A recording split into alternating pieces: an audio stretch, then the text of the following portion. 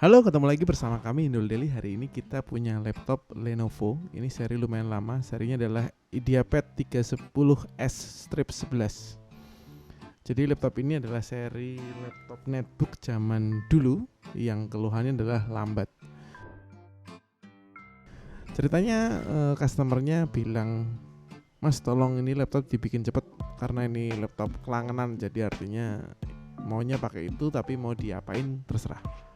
Nah, alternatif kami yang namanya laptop ya sudah solusi tepat untuk laptop cepat adalah SSD. Jadi kita bakal masangin SSD di sini dan membuat harddisk bawaannya menjadi eksternal. Yang pertama kita harus bongkar dulu laptopnya, kita lepas bautnya semua di bagian bawah aja. Habis itu kita pakai opener untuk membuka bagian casing bawah karena ini bukan tipe yang keyboard harus dilepas, jadi cuma tinggal kita buka bagian bawah, nanti otomatis sudah kebuka bagian mesin dan kita bisa udah langsung ketemu dengan harddisk, RAM dan lain-lainnya. Jadi sangat mudah buat seri laptop si IdeaPad 11 seri ini.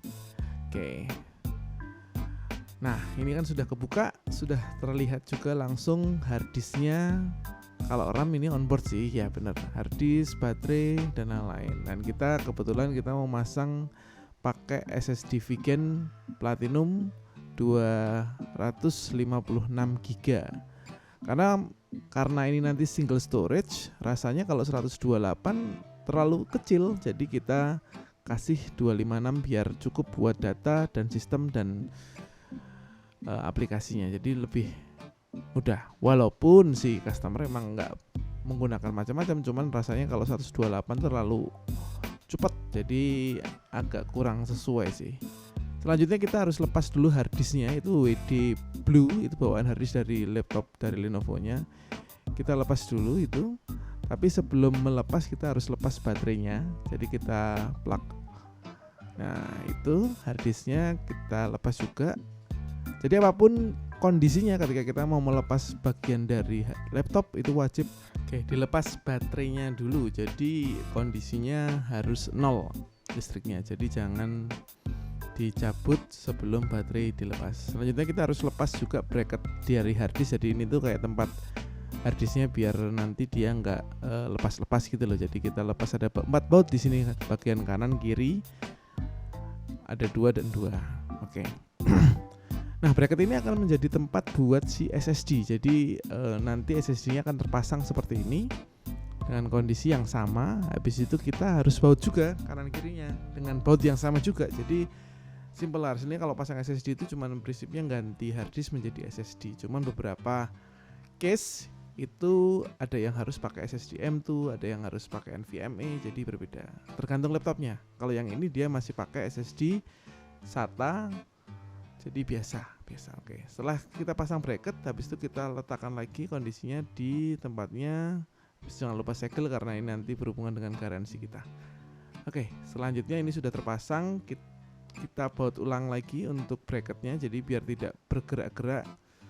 Karena nanti efeknya kalau kita bergerak takutnya nanti jadi tidak kedetek atau yang lain. Sesimpel itu. Oke teman-teman, kalau ada pertanyaan tentang masalah SSD boleh sekalian komen di bawah, nanti kita bantu. Oke, selanjutnya baterai jangan lupa di plug in lagi, dimasukin lagi, pastikan semua sudah erat, jadi sudah tertanam dengan bagus. Habis itu kita kembalikan lagi casing bawahnya, kita baut dan ampat-ampatkan dan selesai. Itu untuk pemasangan SSD-nya saja. Setelah itu masih ada proses yang namanya kita install Windows-nya. Jadi kalau untuk kasus ini karena Windows bawaannya tidak original, jadi kita tidak melakukan yang namanya recovery, kita tidak melakukan migrasi, tapi kita direct langsung kita install ulang di SSD. Nah kebetulan seri ini adalah seri yang bawaan RAM-nya cuma 2 GB, cuman karena pemiliknya sudah pasang SSD dan dia menghendaki Windows 10, saya rasa oke-oke aja dan tidak akan ada masalah untuk untuk performanya nanti. Dan kebutuhannya memang kebutuhan cuma buat yang penting ini mobile bisa buat webcaman, buat Zoom, buat meeting online dan beres. Nah, sudah sudah dipasang semua untuk bautnya. Selanjutnya kita hidupkan dan kita butuh adalah master Windows. Kita pakai Windows 10 GPT version. Habis itu kita hidupkan, langsung kita masuk ke BIOS kalau belum disetting. Tapi kalau sudah disetting, dia otomatis masuk ke flash disknya. Jadi tinggal diinstal aja, selesai. Oke. Ini tinggal next aja, saya rasa semua ya sudah bisa ya. Kalau belum bisa mungkin bisa komen, nanti kita bikinkan cara menginstal Windows 10. Saya rasa itu hal yang mudah sih untuk Windows 10-nya karena sudah tinggal next. Yang penting itu yang masalah ketika kita mau instalasi adalah data. Asal nggak ada data saya rasa langsung next saja dah beres. Oke, ini tinggal kita tunggu aja yang masalah di sini. Oke, Inul Daily nanti akan sering-sering untuk upload video tentang cara pemasangan SSD di berbagai laptop. Jadi bisa buat referensi kalian kalau misalnya pengen memasang laptop kalian atau bertanya, Mas laptop ini cocoknya buat apa. Oke, nah selanjutnya adalah ketika laptop yang seperti ini, bagaimana nasib dari harddisknya. Daripada nganggur tidak terpakai, kita belikan harddisk enclosure dari Robot. Ini lumayan sleek, kecil, tipis. Copen build-nya bagus banget kalau buat Robot saya. Nah, ini harganya cuma murah, nggak nyampe 100 kok. Tinggal diplugin aja tanpa harus baut-bautan kalau yang untuk yang enclosure ya. Jadi tinggal dibaut, dipasang. Habis itu kita pasang lagi kita pasang lagi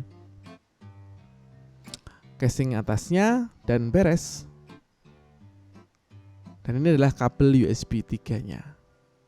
Plug and play lah jelas prinsipnya. Gitu ya.